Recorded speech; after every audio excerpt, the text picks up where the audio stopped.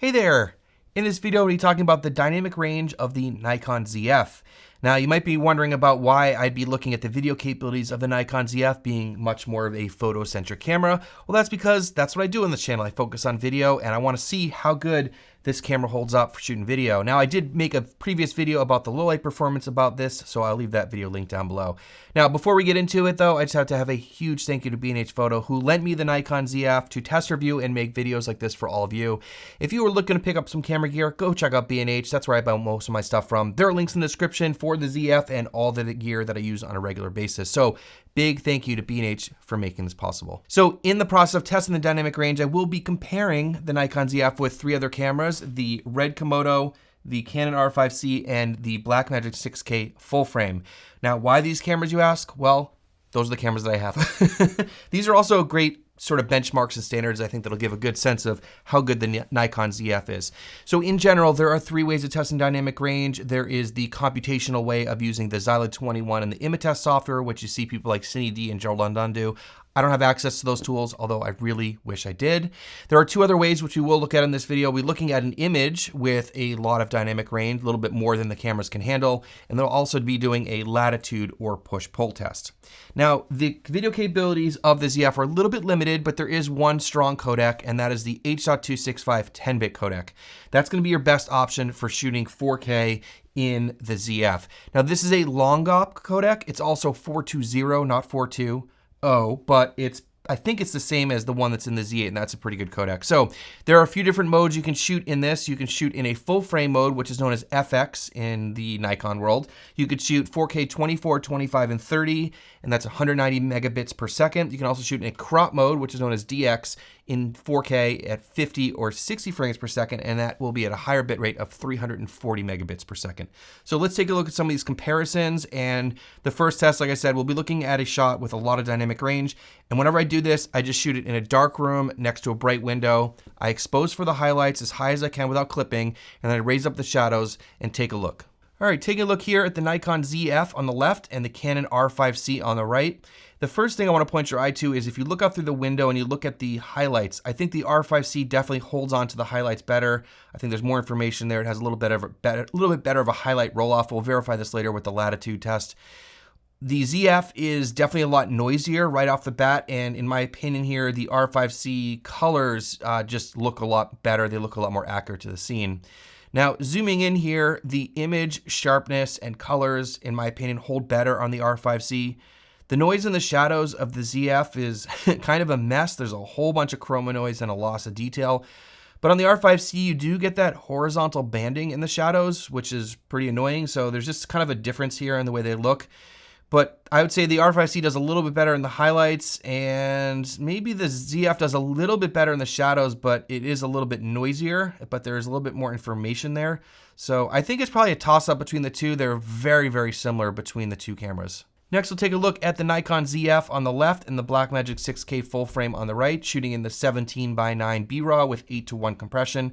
First thing taking a look at is that the highlights outside. The Blackmagic, in my opinion here, does a lot better, holds on to a lot more information.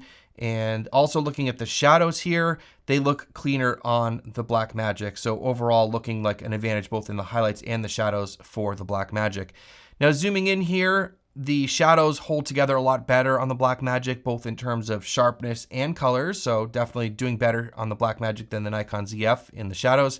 The Blackmagic has its fair share of chroma noise, but overall here, the Blackmagic is showing better performance in the highlights and the shadows, and we'll verify this later with the Latitude test. Next, we'll look here at the Nikon ZF on the left against the RED Komodo on the right. The Komodo was shot in the 16:9 R3D LQ. And taking a look here first at the highlights, looking out through the window, I think they look fairly similar here. Maybe a slight advantage to the RED Komodo, but this right off the bat is looking like the last comparison we did with the 6K full frame.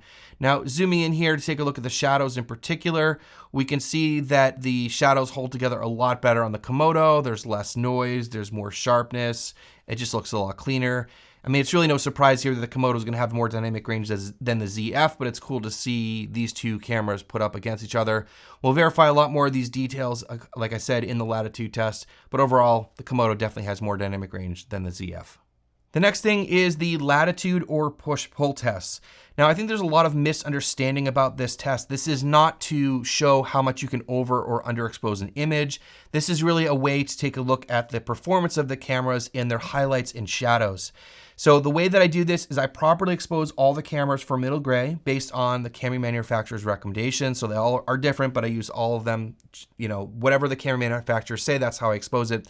And then I'll overexpose the image or underexpose it, depending on the test I'm doing, by opening or closing the aperture. And then in post, I just correct the exposure to try to get it looking as good as possible. Now, on the Blackmagic and the Red, I was shooting in RAW, so I used the raw controls to change the exposure. But on the R5C and the ZF, I just did it by hand. I just tried to get everything to match as closely as possible. So let's start taking a look at some of these examples.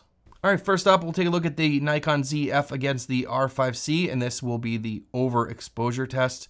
Now, most cameras kind of perform the same. They're usually good through 3 stops over, and that's no difference here. You can see both cameras doing pretty good at 3 stops over.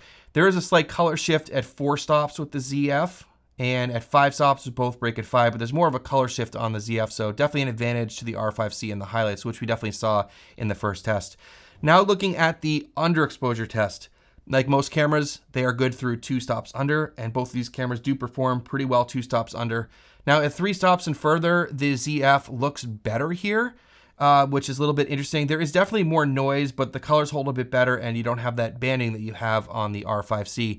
So I would say the R5C is a bit better in the highlights, and the ZF is a little bit better in the shadows. So I think they have similar dynamic range. They're definitely in the same ballpark, which is pretty interesting.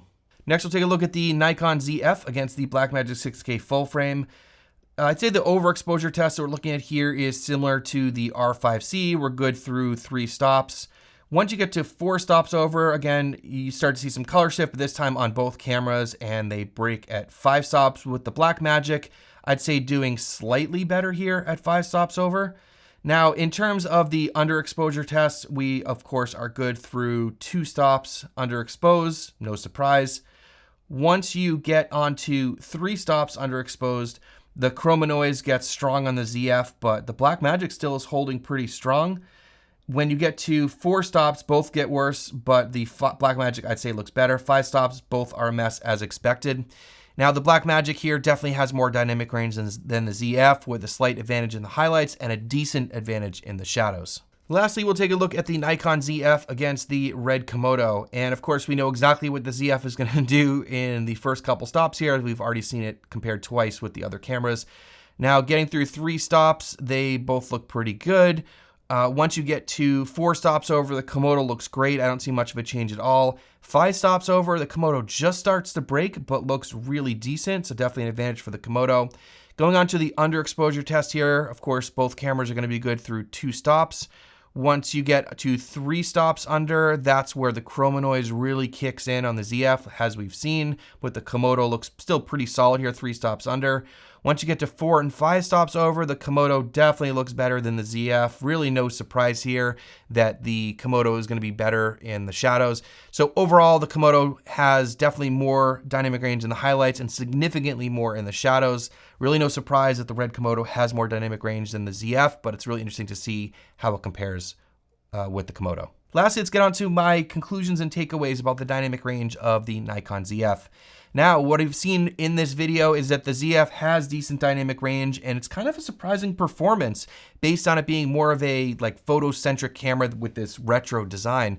So I think a lot of people don't think about this camera for video, but like I said, it's surprising how much dynamic range is in this camera. Now, I'm not saying to rush out and buy this camera for video since it is fairly limited. Remember, the best possible codec that you can record in is that 4K H.265 10-bit 420 long op codec, and it only shoots 4K 60 with a crop. I'll get into more details about the performance of this camera as I dive more deeply into it. But if you are buying this camera for stills, let's say you're doing some street photography, event work, lifestyle stuff, whatever, and you love this camera and you're doing a lot of photography and you just maybe grab a few video clips or use it in a pinch, use it as a C camera, something like that, the ZF is definitely pretty capable. All right, if you want to check out that video about the low light performance of the ZF, check out this video over here. Otherwise, thank you so much for watching, and we'll see you in the next one.